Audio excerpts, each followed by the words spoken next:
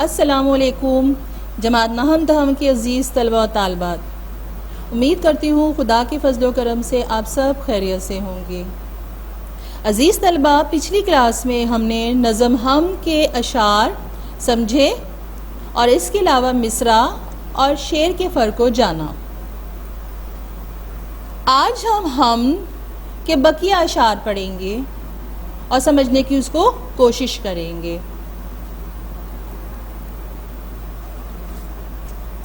اب میں پڑھتی ہوں، آپ لوگ بھی غور سے سنیے گا۔ چراغ ایسے روشن جو بن تیل ہیں، یہ تیری ہی قدرت کے سب کھیل ہیں۔ یہ لال و گوہر ہیں جو بکھرے ہوئے، زمین سے بھی ہے ان میں اکثر بڑے۔ یہ قائم ہیں تیری ہی تقدیر سے، بندھے ہیں باہم سخت زنجیر سے۔ وہ زنجیر کیا ہے کشش باہمی، نہ اس میں خلل ہو نہ بیشی کمی۔ ہے ان سب کا آئین ایجاد ایک، ہنر ایک ہے اور استاد ایک۔ عزیز طلبہ و طالبات، اب اس کے حتشیات کی طرف چلیں گے، اس کے الفاظ معنی کو سمجھیں گے۔ تو آئیے شعر کی طرف۔ جو ہم نے شعر پڑھا اس کا پہلا شعر ہے، چراغ ایسے روشن جو بن تیل ہیں، یہ تیری ہی قدرت کے سب کھیل ہیں۔ اس میں الفاظ دیکھیے، چراغ یعنی دیا، روشنی، بن تیل بغیر تیل کے۔ تو عزیز طلبہ و طالبات، اس شعر میں شاعر کیا کہنا چاہ رہے ہیں؟ وہ اصل میں اللہ تعالیٰ کی کاریگری کو بیان کر رہے ہیں۔ اور وہ کاریگری کس طرح بیان کر رہے ہیں؟ شاعر کہتے ہیں کہ اللہ تعالیٰ کے نظام قدرت کو بڑی خوبصورتی سے بنایا گیا ہے، جس کے خالق اللہ تعالیٰ خود ہی ہیں۔ کہ آسمان کی طرف دن میں نظر اٹھا کر دیکھیں تو چاند اس کی خوبصورتی میں اضافہ کر رہا ہے۔ رات کو ستارے چراغ یا دیا کی طرح ٹمٹماتے ہوئے دکھائی دیتے ہیں۔ چراغ تو روشن ہونے کے لیے تیل اور سہارے کی ضرورت ہوتی ہے۔ چراغ جب ہی روشن ہوتا ہے نا جب اس میں تیل ہوتا ہے، مگر ستاروں کی طرف دیکھیں کس طرح ٹمٹما رہے ہوتے ہیں۔ مگر ستارے بغیر تیل اور بغیر سہارے کے اپنی روشنی خود پیدا کر رہے ہیں۔ یہ سب اللہ تعالیٰ کی قدرت کا مظہر ہے۔ اس کی قدرت ساری کائنات پر محیط ہے۔ بڑے سے بڑے ستارے اور سیارے سے لے کر ریت کے معمولی سے ذرے تک ہر شے اس کی تابع ہے۔ اس کی طاقت کے آگے سب بے بس ہیں۔ تبھی تو شاعر فرماتے ہیں، وہی تو ہے جو نظام ہستی چلا رہا ہے، وہی خدا ہے۔ عزیز طلبہ، اگلا شعر دیکھتے ہیں۔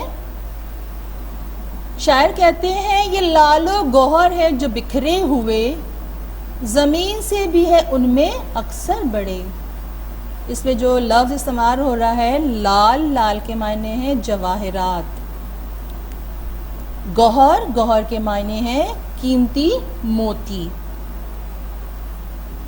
شاعر کہتے ہیں کہ اللہ تعالیٰ کی عظمت ہر چیز پر چھائی ہوئی ہے۔ اللہ تعالیٰ کی حمد و ثنا بیان کرتے ہوئے اس شعر میں شاعر اللہ تعالیٰ کی عظمت کو بیان کر رہے ہیں۔ شاعر کہتے ہیں، آسمان پر یہ لال و گوہر سے مراد کیا کہہ رہے ہیں شاعر؟ یعنی ستارے ہیرے جواہرات کی طرح چمک رہے ہیں اور ہمیں اپنی طرف متوجہ کر رہے ہیں۔ رات میں آسمان کی خوبصورتی میں اضافہ کر رہے ہیں۔ شاعر کہتے ہیں کہ ان ستاروں میں اکثر تو اتنے بڑے ہیں، ہماری زمین اس کے سامنے بہت چھوٹی ہے۔ یہ اللہ تعالیٰ کی عظمت کی گواہی دے رہے ہیں کہ اتنے بڑے بڑے اجسام بغیر کسی سہارے کے خلا میں تیر رہے ہیں۔ یہ دیکھیں، آپ کو نظر آ رہا ہے نا کتنے بڑے بڑے اجسام ہیں، دیکھیں کوئی سہارا نہیں، لیکن یہ کیا اللہ تعالیٰ کی قدرت ہے، کیسے تیر رہے ہیں ہوا خلاؤں میں بغیر کسی سپورٹ کے، بغیر کسی سہارے کے۔ اب ہم چلتے ہیں اگلے شعر کی طرف۔ اگلے شعر میں شاعر کیا کہہ رہے ہیں؟ شاعر کہہ رہے ہیں یہ قائم ہے تیری ہی تقدیر سے، بندھے ہیں بہم سخت زنجیر سے۔ اس میں استعمال ہونے والے الفاظ، اس کے معنی دیکھیے۔ قائم یعنی برقرار رہنا، تقدیر قدرت، بندھے جڑے ہوئے، باہم آپس میں، زنجیر لڑی یا سلسلہ۔ دیکھیے اس شعر میں شاعر کیا کہہ رہے ہیں؟ شاعر اللہ تعالیٰ کی عظمت بیان کرتے ہوئے فرماتے ہیں کہ اللہ تعالیٰ کی قدرت اس کائنات کا احاطہ کیے ہوئے ہیں، یعنی کل کائنات کی ہر شے پر، چاہے وہ زمین پر ہو، چاہے سمندر کی تہہ میں ہو، چاہے وہ خلاؤں میں، ہر چیز پر کس کی قدرت ہے؟ صرف اللہ تعالیٰ ہی کی قدرت ہے۔ اس کو مزید سمجھیں گے ہم۔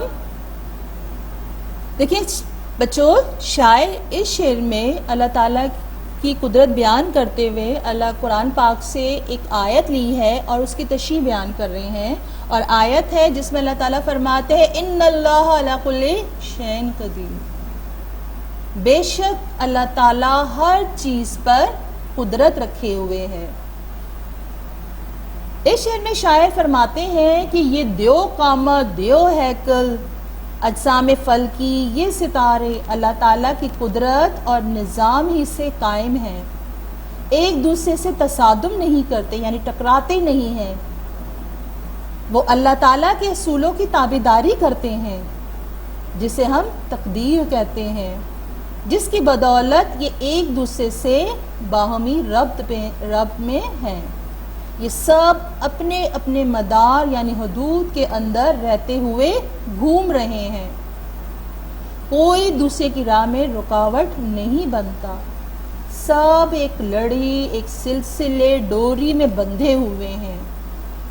اور یہ کس وجہ سے بندھے ہوئے ہیں؟ باہمی کشش کی وجہ سے، چاہے وہ معمولی سا ذرہ ہو یا بڑے سے بڑے اجسام فلکی۔ کس چیز کی بدولت آپس میں جڑے ہوئے ہیں؟ کشش کی وجہ سے، اور اس کشش کو شاعر کہتے ہیں تقدیر سے اسے تشبیہ دے رہے ہیں، اس لفظ سے اس کو تشبیہ دے رہے ہیں، تقدیر سے، جو یہ آپس میں اس کی کشش ہے نا، وہ اس سے بیان کر رہے ہیں۔ چلیں اگلا شعر دیکھتے ہیں۔ وہ زنجیر کیا ہے کشش باہمی، نہ اس میں خلل ہو نہ بیشی کمی۔ اس شعر میں الفاظ اور اس کے معنی دیکھتے ہیں۔ الفاظ ہمارے پاس ہے، پہلا لفظ زنجیر، یعنی جس طرح ہم نے پہلے پڑھا لڑی یا سلسلہ، خلل رکاوٹ، کشش باہمی آپس میں جڑے رہنے کی قوت، جو ان کو آپس میں جوڑے ہوئے ہیں، جسے ہم نے پچھلے شعر میں پڑھا، تشریح میں پڑھا، کس چیز کا اس کو شاعر نے نام دیا تھا؟ جی، تقدیر کا۔ دیکھیں شاعر کیا کہتے ہیں شعر میں، مولوی اسماعیل میٹھی ہم کے شعر میں قانون تقدیر کا ذکر کر رہے ہیں، یعنی کشش باہمی کا۔ یہ دیکھیں ایک مدار میں تمام سیارے گھوم رہے ہیں نا، تو شاعر کیا کہتے ہیں؟ شاعر کہتے ہیں کہ اجسام فلکی سے لے کر ریت کا معمولی ذرہ سب ایک قوت کے ذریعے منسلک ہیں، جنہیں ہم کیا کہتے ہیں؟ کشش ثقل کا نام دیتے ہیں، جس کی وجہ سے تمام اجسام فلکی قائم دائم ہیں، دوسرے اجسام کے مدار میں کوئی رکاوٹ نہیں ہوتی، نہ ہی ان کی رفتار میں۔ یہ سب کیا ہے؟ یہ سب نشانیاں ہیں کس چیز کی؟ اللہ تعالیٰ کے قدرت کی۔ دیکھیں نا تمام اجسام جو ہے اپنے اپنے مدار میں، اپنے اپنے دائروں میں گھوم رہے ہیں، کوئی کسی کی راہ میں رکاوٹ نہیں آ رہا ہے۔ تو یہ کس کی وجہ سے ہے؟ ایک تو کشش جو ہے ثقل یعنی تقدیر کی وجہ سے، اور یہ کشش ثقل کس کی وجہ سے ہے؟ میرے رب کی وجہ سے، یعنی اللہ تعالیٰ کی وجہ سے۔ چلیں، غزل حمد کا ہمارے پاس آخری شعر ہے، اور وہ شعر کیا ہے ان سب کا آئین ایجاد ایک، ہنر ایک ہے اور استاد ایک۔ عزیز طلباء، اس شعر میں استعمال ہونے والے نئے الفاظ اور ان کے معنی دیکھتے ہیں۔ آئین یعنی تخلیق کرنے کا اصول، بنانے کا اصول، پیدا کرنے کا اصول۔ ہنر فن، کوئی کمال ہونا، اور استاد کسے کہتے ہیں؟ جو کامل فن ہو، جو اس فن میں پہ قدرت رکھتا ہو، کمال رکھتا ہو، یعنی اللہ تعالیٰ کی ذات۔ تو شاعر کیا کہتے ہیں؟ شاعر اس شعر میں اللہ تعالیٰ کے خالق کائنات اور اول و آخر ہونے کا ذکر کر رہے ہیں کہ اللہ تعالیٰ کی ذات هو الاول والآخر والظاہر والباطن، یعنی اللہ تعالیٰ آخر شروع سے ہے، آخر تک رہے گا۔ وہ نظر آ بھی رہا ہے اور نظر نہیں بھی آ رہا ہے۔ کائنات اور اس کی تمام اشیاء اللہ تعالیٰ کی تخلیق کرنے کا اصول اور ایک قانون ہے جو بیان کیا جا رہا ہے یہاں۔ شاعر کہتے ہیں کہ ساری کائنات اور اس کے اندر تمام اشیاء ایک اصول کے تحت پیدا کیے گئے ہیں، اور اس کو پیدا کرنے والا یا ایسے یہ کمال کس کا ہے؟ یہ میرے رب کا کمال ہے، جو واحد ہے، جو یکتا ہے، کوئی اس کا شریک نہیں۔ اگر شریک ہوتا نعوذ باللہ تو کیا ہوتا؟ ہر ایک اپنی اپنی مرضی کر رہا ہوتا۔ سورج تو ابھی نہ نکل، سورج بعد میں نکل، ایک بات میری مرضی چلے گی، دوسرا میری مرضی، تو اس طرح نہیں ہوتا نا۔ تو ایک یہ سب چیزیں جو قانون کے تحت چل رہی ہیں، دن کا نکلنا، سورج کا نمودار ہونا، سورج کا غروب ہونا، تو یہ سب کیا ہے؟ یہ سب چیزیں ظاہر کر رہی ہیں کہ اس کے پیچھے کوئی ہاتھ ہے، کوئی ہے جو اس کو اپنے ہنر، اپنے کمال سے، اپنی قدرت سے، اپنے نظام سے ایک سسٹم کے تحت ان کو چلا رہا ہے۔ اس ساری کائنات اور اس کے اندر ایک ایک چیز کا خالق اور اس کو چلانے اور پالنے والا، جو اس تخلیق سے، اس کائنات کی تخلیق سے پہلے بھی موجود تھا۔ تو ظاہر ہے وہ موجود تھا تو یہ چیزیں، یہ کائنات تخلیق کی گئی ہیں، یعنی کائنات سے پہلے بھی وہ تھا، اور ایک دن ایسا آئے گا، کیونکہ یہ ہونا اور نہ ہونا، یعنی ایک چیز ہے اور ایک دن آئے گا وہ چیز نہیں ہوگی۔ تو یہ چیزیں کیا ہیں؟ یہ آپس میں لازم و ملزوم ہے، یعنی ہونا اور ایک دن یہ نہیں ہوگا۔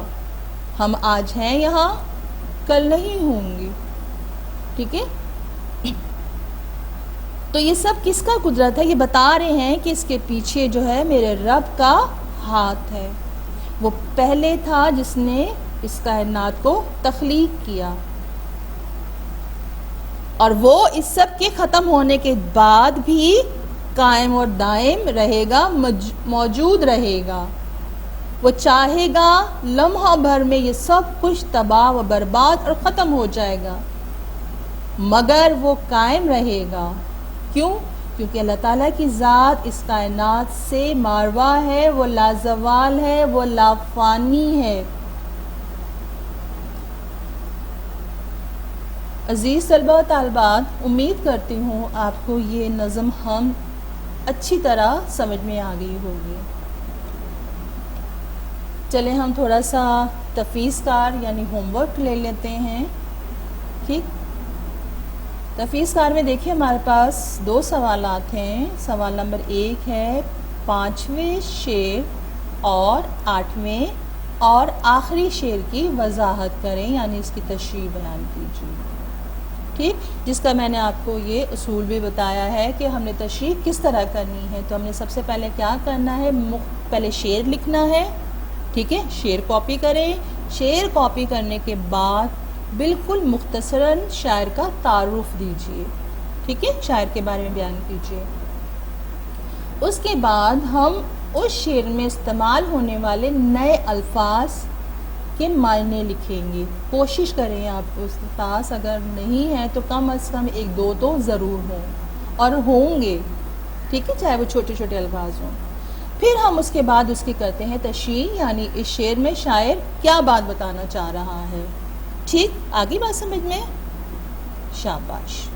چلیں اب آئے سوال نمبر 2 کی طرف۔ اس حمد کا مرکزی خیال بیان کیجیے، ٹھیک ہے طلباء طالبات۔ ہم مرکزی خیال کس طرح لکھنا آپ لوگوں نے، جس طرح میں نے آپ کو بتایا نا کہ اللہ تعالیٰ کی قدرت، اللہ تعالیٰ کا نظام کائنات، اللہ تعالیٰ کا جو ہے سارے نظام کو چلانا، اس کو تخلیق کرنا، اللہ تعالیٰ کی ذات شروع سے ہے، اللہ تعالیٰ کی ذات آخر تک رہے گی، وہ ہر چیز پر قادر ہے۔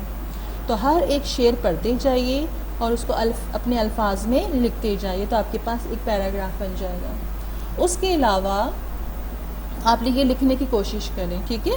اس کے علاوہ میں آپ کو دوبارہ لکھ کے بھی دکھاؤں گی کہ جس طرح میں نے آپ کو بتایا شعر لکھنے کا اصول ہوتا ہے، تو وہ میں نے آپ کو بتا دیا کہ آپ اس طرح لکھیں۔ اسی طرح حمد کا مرکزی خیال آپ ایک پیراگراف لکھیں، ٹھیک ہے، کیونکہ مرکزی خیال لکھنے کا بھی ایک اصول ہوتا ہے، اس کا قاعدہ ہوتا ہے، تو وہ قاعدہ کیا ہے تو وہ میں آپ کو اگلی کلاس میں بتاؤں گی، ٹھیک ہے، اگلے سیشن میں بتائیں گے، اور وہ اچھی طرح آپ کو سمجھ میں آ جائے گا۔ بہت ہی آسان ہے، بالکل ایسی ہے جیسے کہ آپ تشریح کرتے ہیں، ٹھیک ہے۔ عزیز طلباء و طالبات، اپنا بہت بہت خیال رکھیے، اپنے والدین کا خیال رکھیے، ٹھیک ہے، اپنے پیاروں کا خیال رکھیے۔ کوشش کریں گھر سے بلا ضرورت باہر نہ نکلیں، گھر میں رہیں تاکہ آپ محفوظ رہ سکیں۔ بہت بہت شکریہ، اللہ حافظ۔